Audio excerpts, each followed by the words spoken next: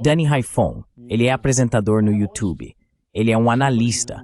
Na verdade, eu assisto no YouTube. Ele recebe ótimos convidados, faz excelentes perguntas e fala de modo geral sobre geopolítica e muitos dos assuntos que estamos discutindo agora. E ele foi gentil o suficiente para compartilhar seu tempo conosco. Ele está falando diretamente da cidade que nunca dorme. Senhoras e senhores de Nova York, Danny Haiphong. Danny, como você está, meu amigo? Danny Haiphong. Danny, how are you, my friend? Estou bem. Muito obrigado por me receber, Rick. E agradeço muito todas as suas palavras gentis. Respeito muito todo o trabalho que você tem feito e fico feliz que você tenha recebido uma plataforma tão importante para falar a verdade sobre todas essas questões. Bem, sabe, é interessante você dizer isso porque sim, de muitas maneiras, se dependesse de mim desde o início, eu ainda estaria sentado em Washington, D.C., ou em Miami, fazendo meu programa e compartilhando com o povo americano uma perspectiva de um país que eles deveriam ser capazes de entender e conhecer, mesmo que discordem dela, certo? Mas o país de onde você e eu viemos, como americanos, decidiu que nós, assim como os soviéticos em algum momento, e assim como meus tios e meus pais em algum momento em Cuba, não temos permissão para receber informações externas. Veja só como o mundo virou.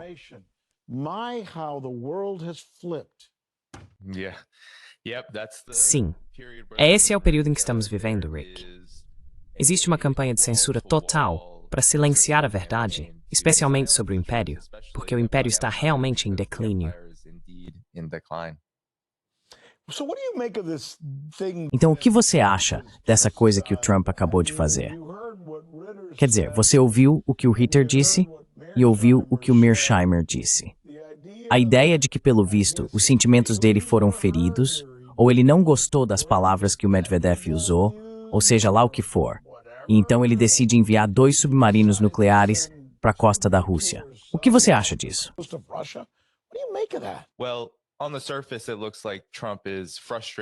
Bem, à primeira vista, parece que Trump está frustrado com Dmitry Medvedev. Mas, na verdade, o que o frustra mesmo é a abordagem da Rússia de modo geral.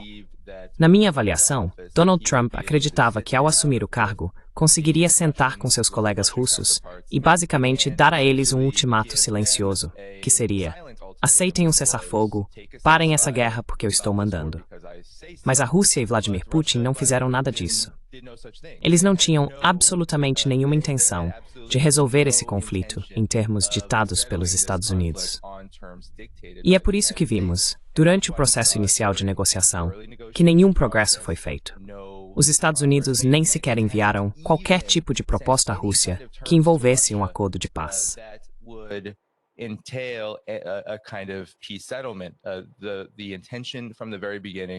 A intenção desde o início era forçar a Rússia a capitular.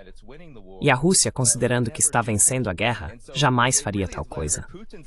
Portanto, essa é realmente a abordagem de Vladimir Putin. O fato de que a liderança da Rússia está calmamente, silenciosamente, cuidando de seus assuntos, avançando em seus objetivos na operação militar especial e fazendo isso de maneira muito bem-sucedida, tanto no campo de batalha quanto no âmbito político mais amplo, é o que está deixando Donald Trump tão irritado. E Dmitry Medvedev, assumindo esse papel de bad cop nas redes sociais nesse momento, está realmente, na minha opinião, apenas colocando a cereja no topo do sundae, o que está deixando um gosto muito amargo na boca de Donald Trump. E é assim que Donald Trump reage quando não consegue o que quer.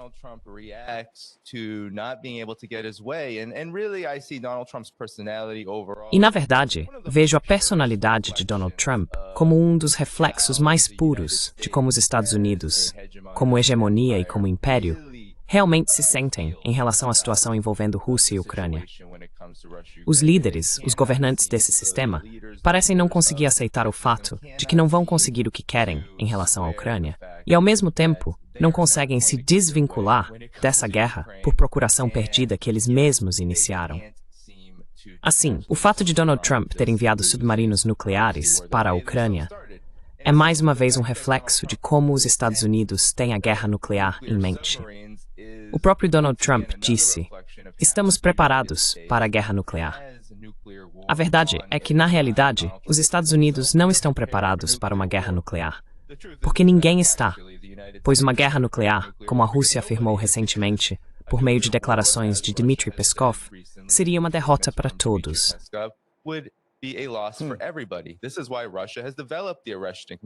É por isso que a Rússia desenvolveu o míssil Avangard, porque ele tem a capacidade de percorrer mais de 5.000 quilômetros em questão de minutos e causar danos sem o custo nuclear equivalente a uma arma similar.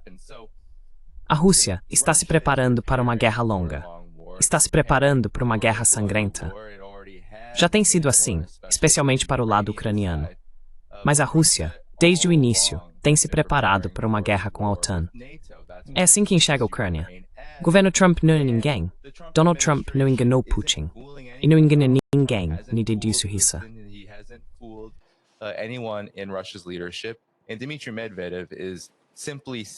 E Dmitry Medvedev está simplesmente expondo esses termos da forma mais grosseira e direta possível.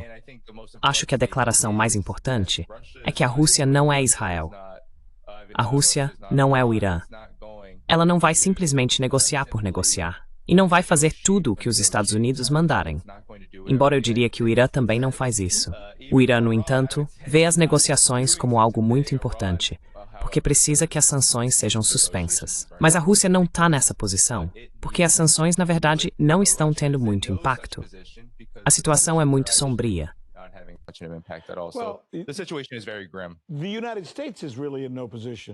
Os Estados Unidos realmente não estão em posição para isso. Como é que você... É preciso ter muita cara de pau para se chamar de árbitro quando você é um dos participantes. Seria como se eu e você estivéssemos jogando uma partida de basquete agora. Eu estou jogando contra você e estou perdendo. E no meio do jogo, eu pego um apito e começo a apitar, dizendo que vou pedir um tempo e trazer uns caras de 2,20 metros para jogar contra você. Quer dizer, não dá para fazer isso. Ou você é o participante ou é o árbitro. Não dá para ser os dois. Você acha que o Sr. Trump talvez não entenda isso? Tipo, ele realmente acha que é o mediador e que os Estados Unidos não estão realmente lutando contra a Rússia nesse caso.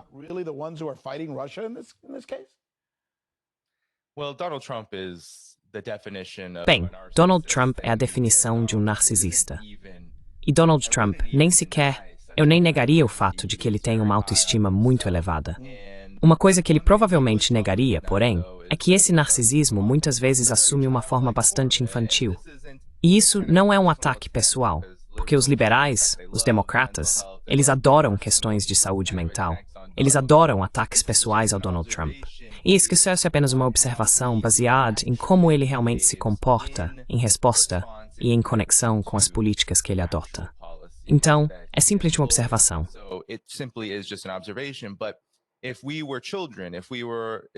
Se fôssemos crianças, se estivéssemos nos Estados Unidos na escola jogando esportes e agíssemos como Donald Trump tem agido, muito provavelmente o treinador, ou o professor, ou quem quer que estivesse supervisionando, nos colocaria de castigo, porque é assim que Donald Trump está se comportando. Como alguém que precisa de um tempo para se acalmar. Ele precisa, sabe, esfriar a cabeça e tentar acessar o que restou de qualquer tipo de pensamento racional. Mas, na verdade, acho que o ponto aqui tem sido, e vi alguns que estavam muito esperançosos com a entrada de Trump no governo, e talvez revertendo algumas das guerras de Biden. Cluins Guedes. Sim. O que eu acho que estamos vendo, para alguns que estavam muito entusiasmados com Donald Trump, é que havia uma crença de que, por Trump ocupar uma certa posição, por ele ter sido tão atacado por certos elementos do establishment, ele teria, por conta de sua própria legitimidade e necessidade de parecer forte, um tipo de mandato popular por pelo menos um tempo, talvez meses, talvez até os primeiros anos de seu governo. Tudo isso foi destruído, porque o que acho que não foi levado em conta é o fato de que os Estados Unidos estão, na verdade, em uma posição muito pior em termos de política externa e de seu papel como hegemonia do que talvez se supunha quando ele assumiu o cargo.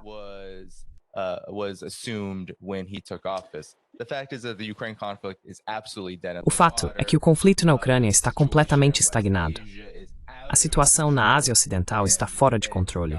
E Gaza, Irã, tudo isso está se transformando em uma situação que arrastará indefinidamente os Estados Unidos para uma guerra sem fim naquela região. E claro, o conflito maior com a China já é, na verdade, uma derrota para os Estados Unidos. Resta saber até que ponto os Estados Unidos irão para tentar parar a China, o que não só fracassará, mas provavelmente levará a outro tipo de guerra catastrófica em um futuro muito próximo.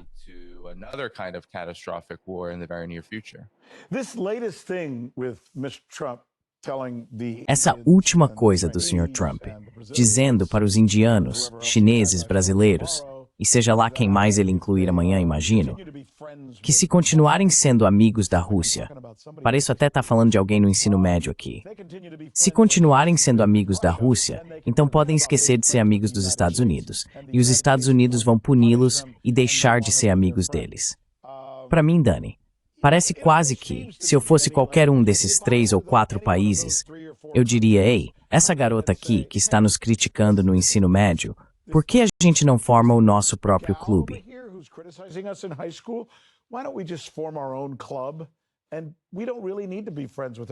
E a gente realmente não precisa ser amigo dela se ela não quer ser nossa amiga. Quero dizer, eu sei que parece que estou descrevendo um filme adolescente aqui, mas é meio que isso mesmo. Mas quase faz sentido para mim se amanhã ouvirmos que China, Rússia, Brasil, África do Sul e Índia vão se aproximar ainda mais e dizer para o Sr. Trump, olha, continue ameaçando, faça o que quiser. Você não tem essa impressão? E essa é a sua expectativa?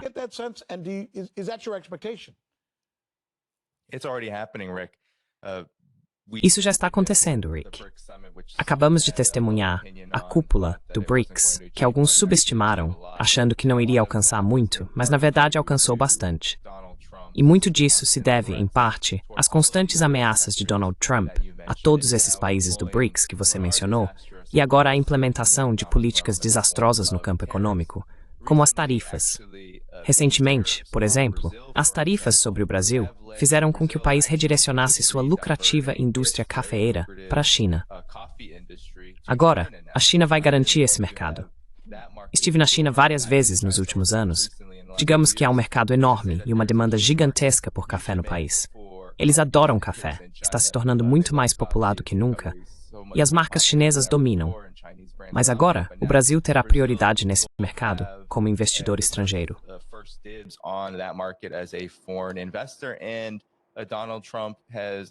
E Donald Trump basicamente entregou isso para a China.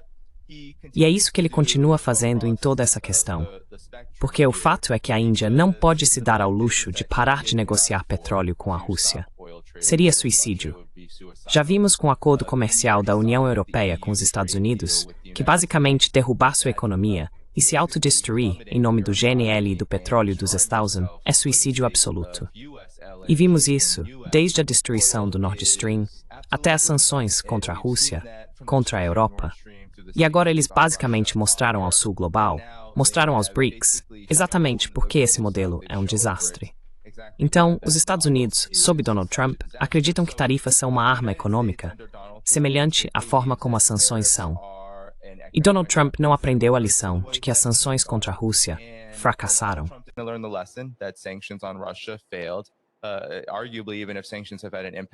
Pode-se argumentar que, mesmo que as sanções tenham tido algum impacto no Irã, elas também fracassaram porque não provocaram uma mudança de regime. E podemos analisar isso em todo o mundo. O que geralmente acontece é que os governos redirecionam e realocam todos os recursos econômicos possíveis para seu próprio povo, e então buscam alternativas. E China, Rússia, BRICS, são alternativas muito atraentes, porque não impõem esse tipo de condição e imposição aos países dispostos a fazer negócios e comércio. E assim a China, com essa economia massiva crescendo a 5% ao ano, acima das expectativas de todos os economistas ocidentais. Os Estados Unidos, que na verdade tiveram crescimento negativo no último trimestre e estão estagnados. E você acabou de ver, Rick, Donald Trump teve que demitir o chefe do departamento responsável pela compilação dos dados do último relatório de empregos no Bureau of Labor. Quando você não gosta de mensagens, ataque mensageiro. E muito disso se deve às tarifas, porque não é nem tanto que as próprias tarifas estejam criando os ventos contrários econômicos, embora no fim das contas, elas realmente causem um impacto negativo, especialmente na inflação. Elas são um imposto sobre os americanos. Mas é a forma como essas ações refletem e influenciam a classe corporativa e de investidores financeiros em geral, que vê as tarifas como uma possível ameaça aos próprios lucros. Então, o que eles fazem é recuar, porque percebem que o que vai acontecer é que países estrangeiros, empresas estrangeiras e investidores estrangeiros também vão recuar.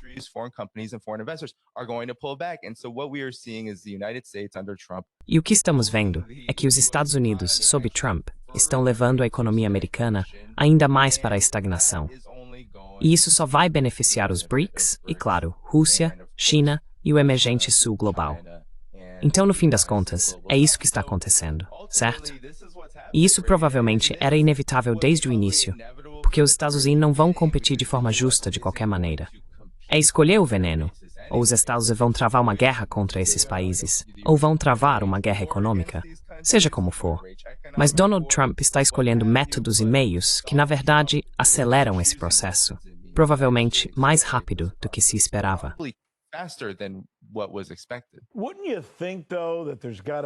Você não acha, porém, que deve haver um Danny Haiphong em algum lugar dentro do governo? Eu me lembro de ouvir o J.D. falar. Cresci na mesma cidade. Conheço o Marco Rubio. Ele é meio que um dos meus contemporâneos, um cara cubano que cresceu no sul da Flórida.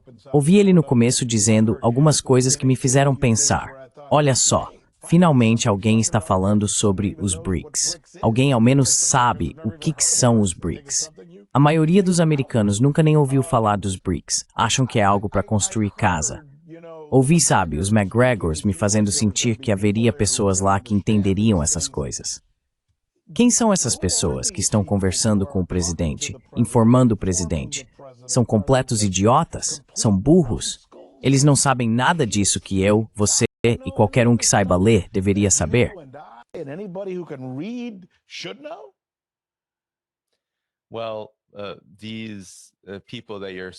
Bem, essas pessoas de quem você está falando são as elites não eleitas, e são aquelas que representam os maiores escritórios de lobby, as maiores corporações. São aqueles que fazem parte da porta giratória, como Marco Rubio e esse tipo de gente.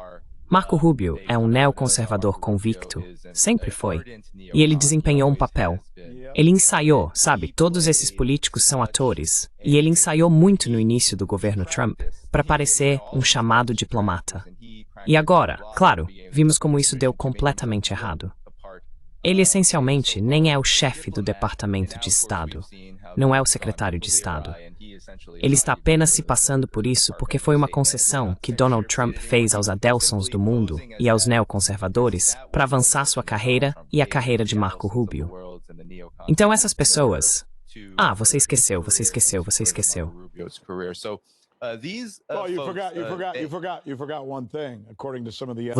de uma coisa, de acordo com algumas estimativas que eu vi. E sabe, em algumas conversas que tive com Max, por exemplo, os Adelson deram ao Sr. Trump até 500 milhões de dólares. Isso é muito dinheiro. Eu talvez considerasse fazer qualquer coisa que você quisesse, Danny, se você me desse 500 milhões em dinheiro.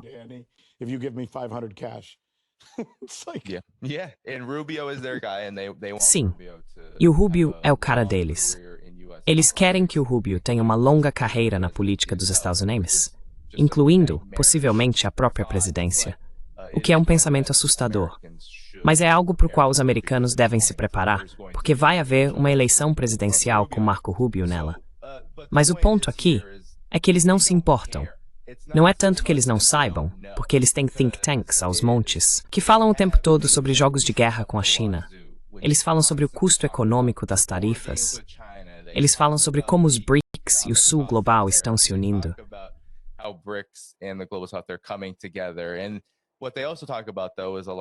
E o que eles também mencionam, porém, é uma agenda de política externa mais ampla dos Estados Unidos, que na verdade é a agenda de política externa dessa elite não eleita, os financistas, os banqueiros e, claro, o Estado profundo, que são realmente seus operadores contratados, o complexo industrial militar, etc.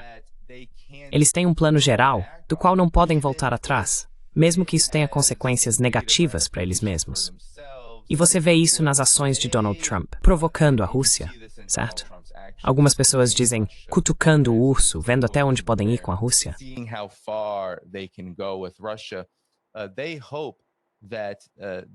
Eles esperam que sua agressão, sua busca absoluta e total pela dominação em todos os aspectos, simplesmente faça com que esses países se submetam diante da ameaça de uma força absolutamente desastrosa.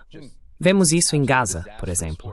Acho que Gaza é realmente uma mensagem para o mundo de que os Estados Unidos, e claro Israel como seu aliado, causarão destruição total e absoluta e provocarão imenso sofrimento apenas para conseguir o que querem, mesmo que isso seja inatingível.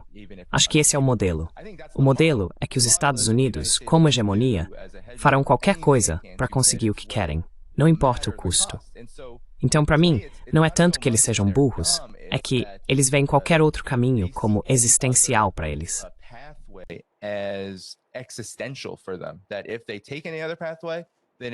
Se eles seguirem qualquer outro caminho, isso significa que os Estados Unidos terão que aceitar ser o número 2, número 3, número 4, apenas mais um país. Apenas um país normal no mundo, como muitos oficiais chineses dizem. A esperança deles para os Estados Unidos é que se torne um país normal, que opere sob o direito internacional, que seja tão grande e bem-sucedido quanto for por conta própria, mas que não atue como um ditador ou hegemon. Os governantes dos Estados Unidos, as elites, não podem aceitar isso, porque isso significa menos lucros, significa seguir leis que eles não conseguem tolerar. E isso também significa permitir que Rússia, China, Irã, o mundo multipolar, em ascensão, existam ao lado deles. E eles não têm interesse em coexistência mútua. Estamos vendo isso com a Ucrânia, estamos vendo isso com a China, estamos vendo isso com o Irã. Há um motivo pelo qual Donald Trump não pode mudar de rumo. A verdade é que ninguém sentado na posição dele vai ser permitido fazer isso de qualquer maneira.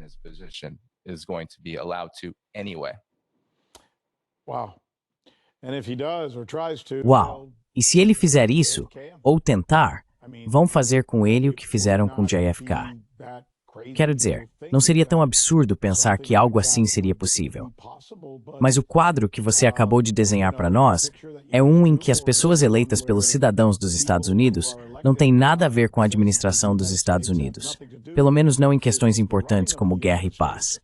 E essas pessoas que realmente comandam os Estados Unidos estão determinadas a governar o mundo, literalmente. Elas precisam ser as número 1. Precisam ser as governantes. Não podem compartilhar essa liderança. Precisam dominar. Precisam ter domínio sobre essa liderança.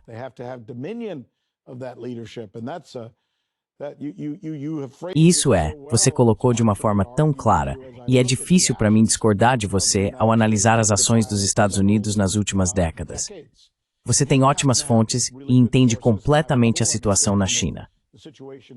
Deixe-me te perguntar, antes de tudo, ouvi alguns relatos nas últimas 48 horas vindos dos Estados Unidos de que a China estaria fortalecendo seu exército para de alguma forma, não necessariamente invadir, mas talvez fazer algo em Taiwan. O que você acha desse relato? O que você ouviu sobre isso ou o que pode compartilhar?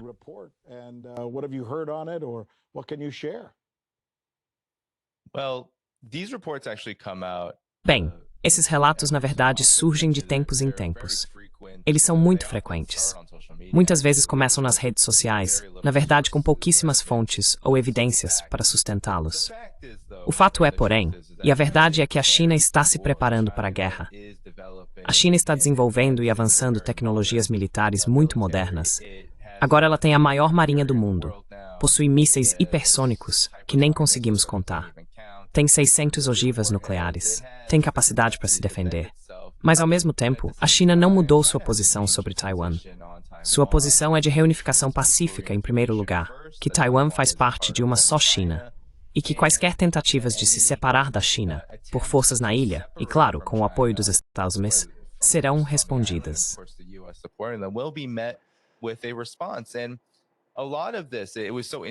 E muito disso foi tão interessante porque eu cobri esse relatório, Rick. É que ele saiu mais ou menos na mesma época em que o Centro de Estudos Estratégicos e Internacionais, esse think tank do Departamento de Estado, divulgou mais simulações de guerra. Eles fazem simulações de guerra em torno de Taiwan com frequência. Mas desta vez, simularam os efeitos de um possível bloqueio imposto pela China a Taiwan. E os resultados foram desastrosos, claro. A China tem todas as capacidades e todos os recursos para basicamente isolar economicamente a ilha de Taiwan do resto do mundo, em questão de minutos ou horas.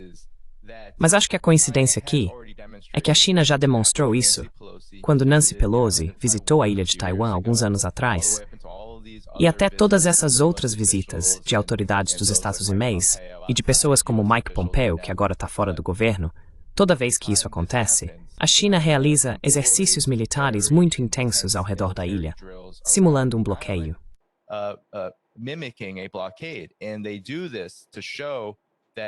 E eles fazem isso para mostrar que é perfeitamente possível agir rapidamente, e que esse será o grande custo. Não necessariamente para o povo de Taiwan, porque a China não quer cortar o sustento econômico dos chineses que vivem em Taiwan, do qual eles absolutamente dependem na China continental.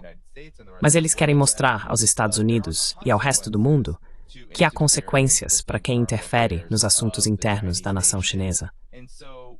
Assim, a China está se preparando para a guerra, mas não há nenhuma invasão militar, entre aspas, iminente. É difícil invadir um território que já é seu, tanto pelo direito internacional, quanto por meio de vários acordos, 3 comunicados conjuntos, assinados com os Estados Unidos nas últimas décadas.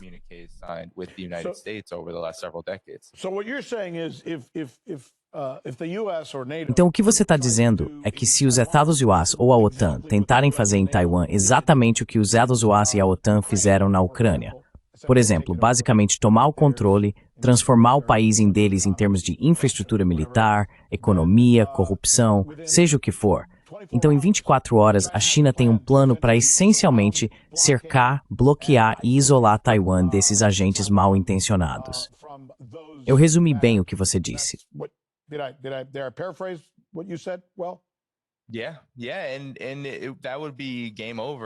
Sim, sim. E isso seria o fim do jogo para a economia global, porque sabemos o quão importante é a fabricação de chips semicondutores em Taiwan. Então, esse realmente é o objetivo final, porque sabemos, assim como a Rússia tem sido tão cuidadosa, apesar de toda a propaganda, na verdade, a propaganda sobre a monstruosidade da Rússia e como ela é uma grande agressora e não se importa com civis, sabemos o quanto a Rússia fez para garantir a minimização de vítimas civis. Claro, a China está muito alinhada com esse pensamento. Ela não vai travar nenhum tipo de guerra que coloque em risco os cidadãos chineses em Taiwan. Porque espia seu próprio povo, certo? Sim, exatamente. Quero dizer, é isso. Eles os veem como irmãos. Eles os veem como irmãs. Eles têm conexões familiares. As conexões econômicas são muito profundas. Sim, a China vai impor o máximo de custos com o mínimo de sofrimento possível para as pessoas na ilha. Mas acho que o que frequentemente acontece, Rick, quando falamos sobre essas coisas, especialmente para as pessoas no Ocidente coletivo, que são tão fascinadas pelo barulho e explosão da guerra, é que as pessoas começam a subestimar a China quando veem Taiwan sendo armada com bilhões de dólares em armas dos Estados, quando veem os Estados Unidos apoiando o separatismo.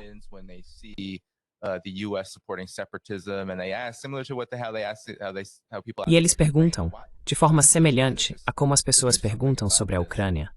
Bem, por que a China simplesmente não faz algo a respeito disso? Bem, a China quer evitar uma guerra com os Estados Unidos, porque seria muito custoso para todos no mundo. Mas também acho equivocado subestimar a capacidade da China de fazer exatamente o que diz que fará, se os Estados Unidos, apoiando esses separatistas, cruzarem uma linha vermelha e os pressionarem a tentar separar a ilha de Taiwan e formar algum tipo de nação independente. Quando e se isso acontecer, e eu realmente acho que é uma vitória, porque não acredito que os Estados Unidos tenham outra jogada na região que possam realmente executar.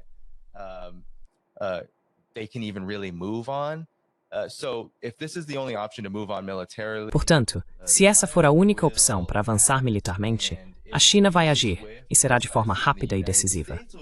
Os Estados Unidos serão colocados em uma posição semelhante à que estão na Ucrânia. Da mesma forma, eles serão forçados a decidir como vão agir. Vão reagir de forma imprudente e tentar fazer algo que certamente causará destruição econômica e militar para os Estados Unidos. Ou vão recuar e dizer, essa não é a nossa luta. É mais provável que escolham a primeira opção. E acho que é aí que está o grande perigo.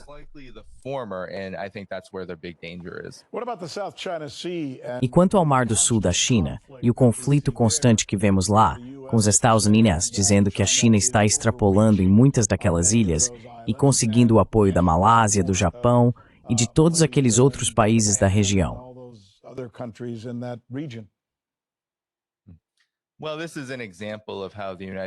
Bem, este é um exemplo de como os Estados Unidos interferem continuamente em assuntos nos quais realmente não deveriam se envolver. China, Japão, Filipinas, esses países têm disputas, claro, mas possuem mecanismos para resolver esses conflitos por conta própria. É os Estados Unidos que querem, através dessa região, reforçar sua presença militar. Por isso enviam continuamente porta-aviões para lá, navios de guerra para lá. Por isso continuam fortalecendo e impondo cada vez mais ditames militares a nações como as Filipinas, estacionando mísseis lá. Tudo isso é apenas uma justificativa.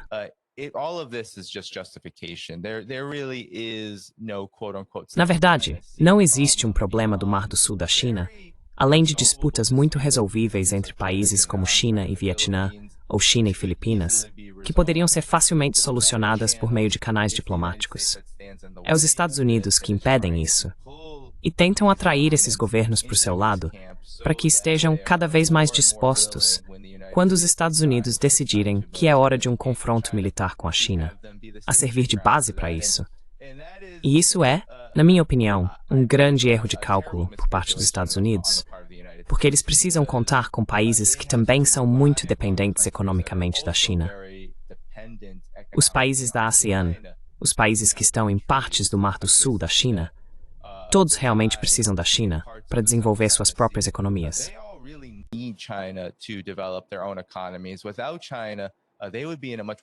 Sem a China, eles estariam em uma posição muito mais desastrosa do que já estão, considerando décadas de extrema pobreza e, como sabemos, interferência e subjugação ocidentais, etc.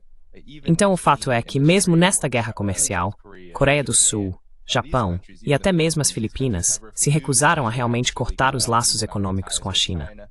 Portanto, será muito difícil para eles se envolverem no tipo de conflito que os Estados Unidos querem. Tudo isso, na verdade, é, por um lado, uma bênção para o complexo industrial militar.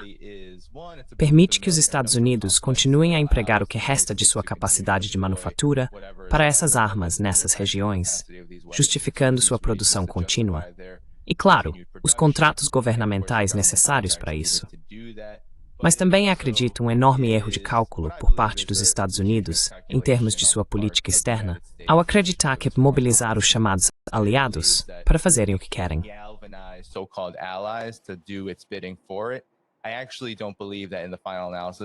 Na verdade, eu não acredito que no final das contas, isso vá acabar sendo o caso, porque esses países, especialmente o povo, vão ter que considerar o que vale mais a pena.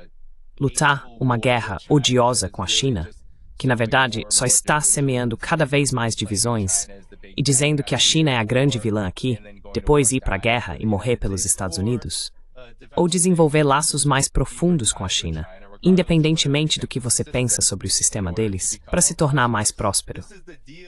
Esse é o acordo que eu acho que a China oferece, que é quase imbatível, no sentido de que, qual oferta todos nós aceitaríamos nessa situação? Se você se colocar nessa posição, morrer por um império decadente, ou ter uma vida melhor negociando com um país com muitos recursos, capacidade de manufatura, alta tecnologia, etc., e disposto a fazer isso a um preço muito justo. Acho que todos nós escolheríamos a segunda opção, se tivermos algum elemento racional em nossas mentes. Acho que escolheríamos a opção.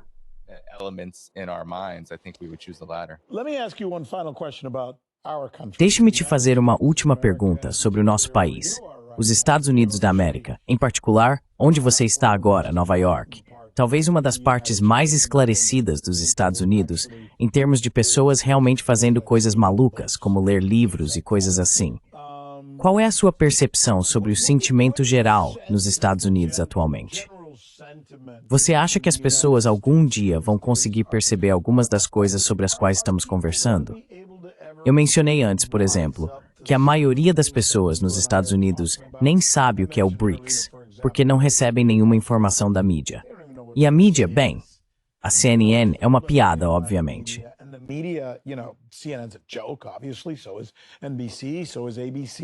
O mesmo vale para a NBC, o mesmo vale para a ABC, o mesmo vale para a Fox.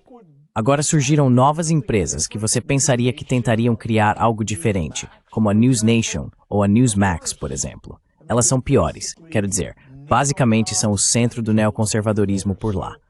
Então, para as pessoas nos Estados Unidos se informarem sobre qualquer coisa e terem algum senso crítico, elas precisam ouvir você, ou tentar me ouvir de alguma forma, ainda que provavelmente seja ilegal, ou na verdade, elas podem, ou ouvir o Tucker, ou, sabe, algumas outras pessoas por aí. Mas ao que me parece, essa é a única maneira de fazer isso. Você sente que está conseguindo furar essa bolha, que está chegando nas pessoas. Qual é a sua percepção? Você está aí. What's your sense? You're there. Sim, sim. Então acho que há muitos lados nessa questão. Primeiro, acredito que estamos testemunhando uma combinação de um certo mal-estar entre as pessoas nos Estados Unidos. Isso está realmente permeado e impregnado de muita frustração, muito desprezo pelas pessoas que nos governam. Acho que não há dúvida. O motivo pelo qual há tão pouca confiança pública em todos os ramos do governo de Zerazumain, e porque há tão pouca esperança na economia, se baseia simplesmente na realidade de como as pessoas estão vivendo. O padrão de vida está caindo e as pessoas estão cada vez mais frustradas. Isso está causando um tipo de ressentimento que, na minha opinião, atravessa todo o espectro político. Só assume formas diferentes na maneira como as pessoas expressam isso politicamente. Mas há, acredito, sinais de que está havendo algum avanço na compreensão das pessoas, especialmente sobre os Estados Unidos e seu papel no exterior.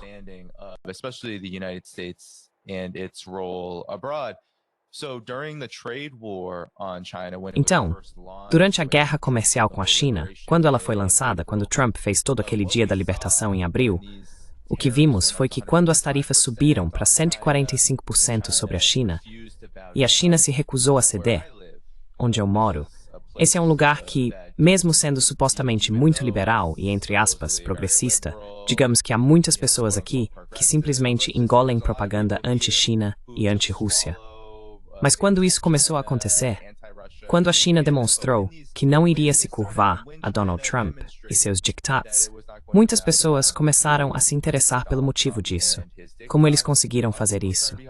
E isso se somou ao fato de que Donald Trump tentou escalar, e ainda está tentando nessas negociações comerciais, uma espécie de venda forçada do TikTok, chegando ao ponto de bani-lo por um certo período de tempo.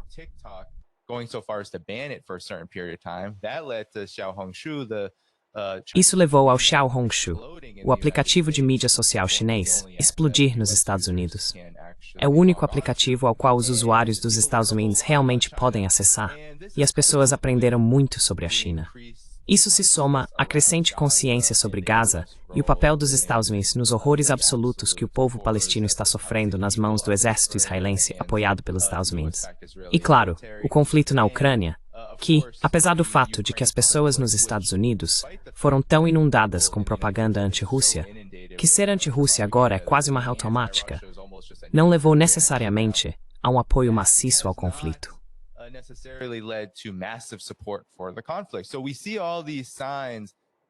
Então vemos todos esses sinais de que as pessoas estão, na verdade, cada vez mais contrárias a esses conflitos.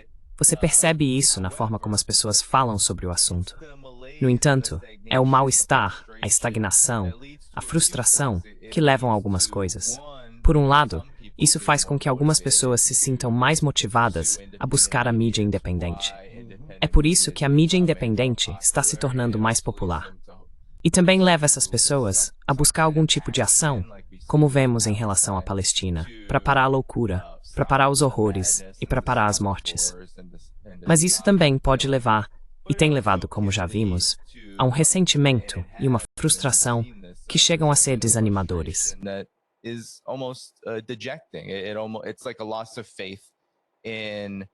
É como uma perda de fé no excepcionalismo americano. E isso leva a uma espécie de perda de fé em si mesmo. Por isso, acredito que vemos o sistema bipartidário, apesar de ser dominado pelas mesmas elites, continuar a sobreviver, porque as pessoas não veem uma alternativa e não enxergam a capacidade de construir uma. E também internacionalmente, o que eu acho que vai acontecer, e o que geralmente acontece, como vimos durante a guerra do Iraque, a invasão do Iraque pelos Estados Unidos, é que, até começar a impactar diretamente as pessoas nos Estados Unidos, até que algo como o conflito na Ucrânia, uma guerra com a China, ou o que está acontecendo na Ásia Ocidental com o Irã, até que isso afete diretamente as pessoas nos Estados Unidos, especialmente na forma de corpos voltando para casa, é geralmente aí que o descontentamento e o ressentimento se transformam em rebelião.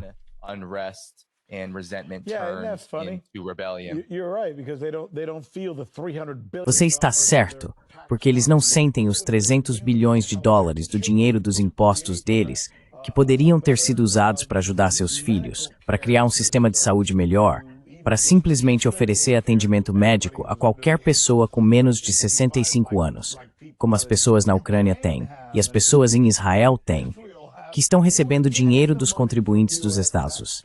É absolutamente insano pensar nisso. Dani, nosso tempo acabou. Parabéns, meu amigo. Eu estava pensando nos seus números. Você está perto de 500 mil inscritos. Quando eu trabalhava na CNN, eu era o apresentador com maior audiência lá na época.